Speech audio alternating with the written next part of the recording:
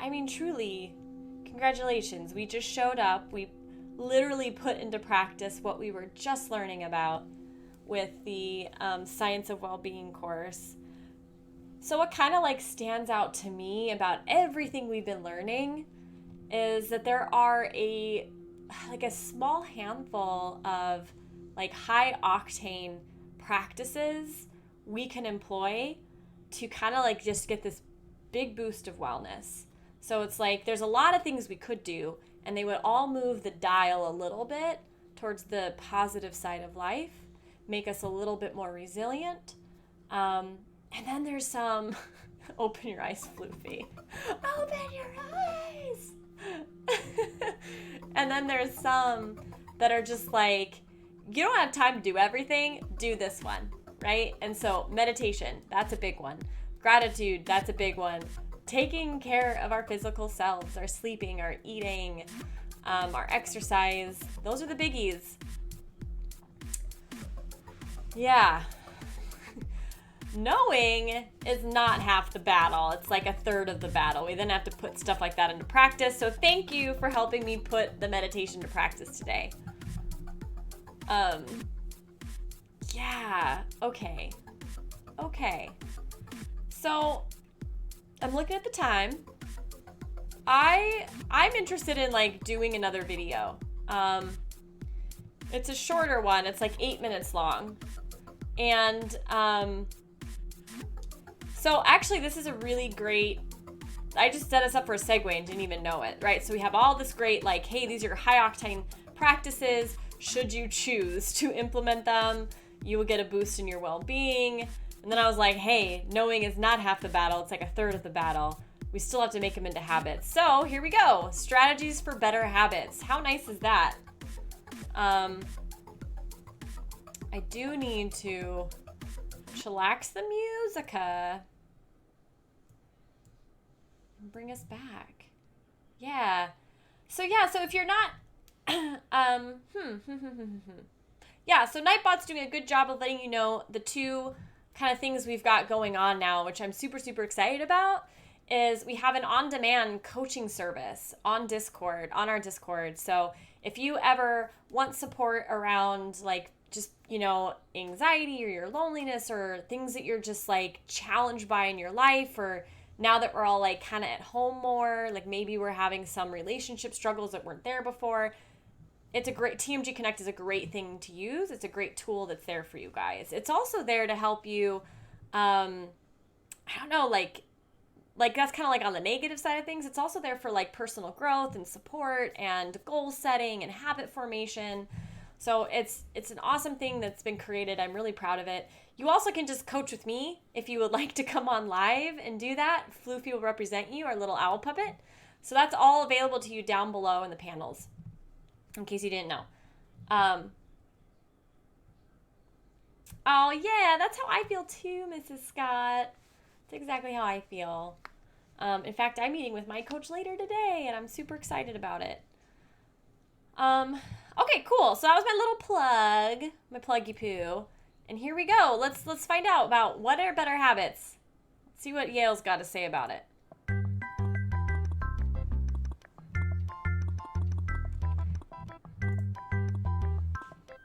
We went through these 5 things that we should want but don't often. Things like promoting kindness, increasing social connection, finding time affluence, so opening up sometimes we have free time, finding ways to control our thoughts so that we stay in the here and now, and these healthy practices of sleep and exercise that we don't get as much as we should. And the point of putting these up there is not to say that we never want these things, but how often are we prioritizing all those other things that we started with at the expense of this stuff? Exactly. If we could kind of switch our ratio of what we're investing in, we could be a lot happier. And so we'll end today with this idea of, okay, but how do we know how to do that? What we've seen throughout the course is just knowing all this stuff is good for you doesn't mean you're going to put it into place. I would love the fact that I told you about these studies would mean that immediately after this, you would all go work out and sleep more and start meditating, all that stuff. But my guess is that everything we know suggests that merely knowing that is not enough to put this stuff into practice. Reminder of this wonderful G.I. Joe fallacy. We think that knowing is half the battle, but it's not. And so what are some strategies we can use to put these habits into practice today? We've talked about some of the different Today. strategies, but not necessarily strategies for putting those things into practice. And so how do we do that? Well, I'm going to give you 2 different strategies for creating these habits, 2 things you can do to help put these into practice. And the first of these is paying attention to the situation, finding situations that support you. What we've seen throughout the course is that situations are affecting us in lots of ways that we don't expect. I'll use the food example mostly just because there are pictures on the internet about these forms of temptation. But think about it in the context of like healthy eating, or in the context of whether you want to stay off social media, or whether you want to have more social connection and not playing on your phone. The idea is that there are situational factors that we don't realize that are affecting the extent to which we do this. So if I had one of you guys in here on your phone and just kind of typing and you guys saw that, my guess is your urge to go on social media and check your own phone would jump up, right? The fact that we have the cookies out there at break makes your urge to eat a cookie and eat less healthily there just because they're present. That's why we have the grapes too. But the point is just the presence of the situation causes these behaviors. And so the question is, what can we do to make the situation better? And what you find is that simple changes to the situation, simple making these tempting bad behaviors go far away, and these kind of good behaviors that we want to encourage at the forefront can change the way we interact and can increase our good habits. And again, we know this more from the domain of food because that's where folks have done the most work. And one of the main researchers in this domain is a researcher by the name of Brian Wansink, who's at Cornell. He runs the Cornell Food Lab. And he has this awesome new book called Slim by Design, where he makes a strong case that willpower is completely overrated. Merely changing your situation can affect the extent to which you eat. And his claim is that merely affecting the situation can change the extent to which we engage in all kinds of habits, not just eating, although his research is on eating. But here's one of his famous papers about this. It's changing the visibility of things that we don't want to be doing. And so he did this by working with secretaries at Cornell and giving them a candy jar that was either on their desk or 2 meters away. These were people who were trying to eat healthier. And the question is the proximity of the candy going to affect them? And what you find is that, yes, it does. Secretaries consume about 48% more candies when the thing is on their desk than when it's just a few feet away, right? The proximity of your goal to you is going to affect the extent to which you engage in it. I didn't Also, want the candy visibility of your goal 5 helps minutes ago, too. and now I do. And so he did this lovely thing where he made the secretaries either keep their candy on their desk or at their desk, but just in the drawer. So it's just like you just don't see it. Me too. And what you find is that even though it's just as easy to reach for the candy here as it is to like reach in the drawer, what you find is that secretaries consume 25% less candies when they're in the drawer, right? And the claim is that both the visibility and the convenience with which you can engage in your habits actually matters. And you can do this in negative ways like keeping the candy visible, but you can also do it in positive ways. And he's looked at this just in people's daily life, like the big consequences of not paying attention to this stuff. And what is now kind of a famous study on kitchen counters, where he looked at just what's on your kitchen counter and does that affect things like your healthiness and your weight. And so he did that by surveying people, just like what's right now visible on your kitchen counter. And then he measured people's weight in kilograms. And he tried to see just, is what's visible on your counter affecting your weight? And so he did that first with a bunch of unhealthy stuff. So cookies, chips, crackers, cereal, soda. If those are visible on your kitchen counter, you have in general across all these categories about a 10 kilogram increase in your weight right now, merely by having those things visible. This is controlling for whether they're around your house, just having them out. And in fact, he talks about cereal as being the worst culprit, apparently, of all the different things. Having cereal on your counter is the worst for your good eating habits. You had a in contrast, convenience if you store do the friend. positive thing, if you put positive things and you make those visible, what you find is that that can have the opposite effect. So visible fruits and vegetables can actually decrease your weight by, again, like 5 to 10 kilos on average, right? And so the point of telling you about this stuff in the food context wasn't necessarily to focus on food, although healthy nutrition is also a good thing to do. It was to think about how you can use this idea of changing the situation in all those domains that we've talked about for whichever of these habits you want to make seem better. And you can do that in both of the ways that Wanson's talked about. You can fix your bad environments, get rid of the stuff that is tempting you.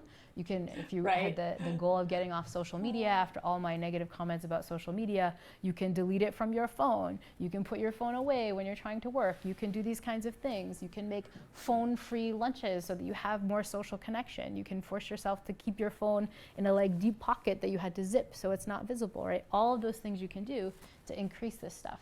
If you want to change around the bad environment of a place like this where you're not getting enough sleep and you're not exercising and so on, you can shape your environment to have less of those cues about grades that you're worried about, or less of those cues about workaholism or affluence. You can kind of delete the email messages from McKinsey, all that stuff, right? You can shape your environment to have less of the bad cues that are causing you to value the wrong stuff. True, Tiki. In addition, and I think even more important, you can do small things to promote these healthy environments merely by having this stuff visible. What does the kitchen counter study show? It just shows that just by having good things that promote these habits visible, that they're there, that you're gonna do them more often, right? What about having on your desk your gratitude journal so that when you wake up in the morning, it's just sitting there? Or just having a little note that tells you that you should be remembering to meditate every morning, right? These kinds of notes and reminders, these simple things sound really dumb, but they capture our attention just like the candy bar on the counter and can make us do positive things. And you guys know all kinds of technological tricks for doing this. Phones are wonderful ways to do it, right? Where you can set up reminders to literally remind yourself, ping you, so that it becomes a positive habit that's part of your environment. You can use those kinds of cues to do that. Other thing you can do is your social context, because one of the most powerful environments that we have is the other social agents around us. So fill your lives with people who are trying to do this stuff too. Recruit your suite mates to have a sleep fest.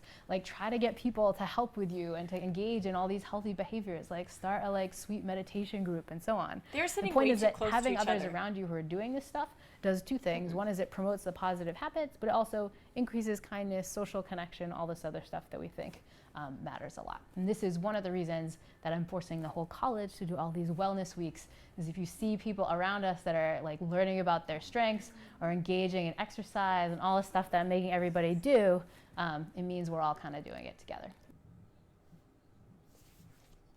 Oh. Tiki.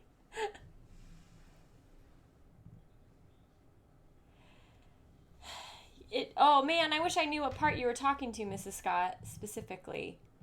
Yeah.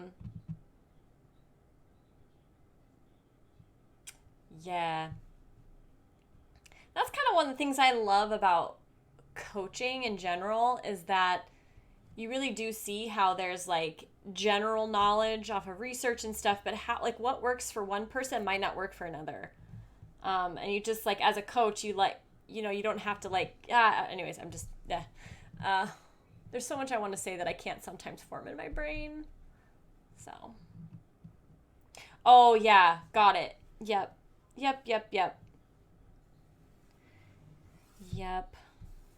Oh, for so many reasons, probably. Okay, which of the following examples illustrate creating situation support? Check all that apply. If your goal is to use social media less, deleting social media from your phone. Yes. If your goal is to meditate more often, putting written reminders to meditate on your bathroom mirror. Yes. Ooh, multiple reminders on one mirror? Ooh. If your goal is to quit smoking, spending more times with friends who are smokers. If your goal is to eat more healthy, keeping cereal, pastries, and cookies in plain sight.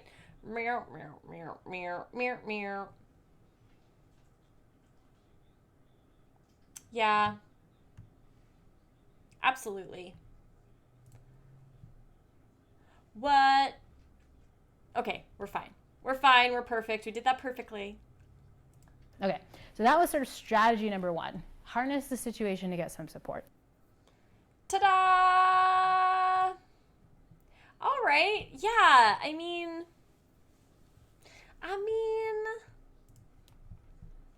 there's so much. My mind is still blown that it takes 16 to 283 days to actually have a new action become a habit. But once it does become a habit, it's such a beautiful thing, because it doesn't require any more effort to do, right? Like you're not having to like use willpower or like muscle through it. Um,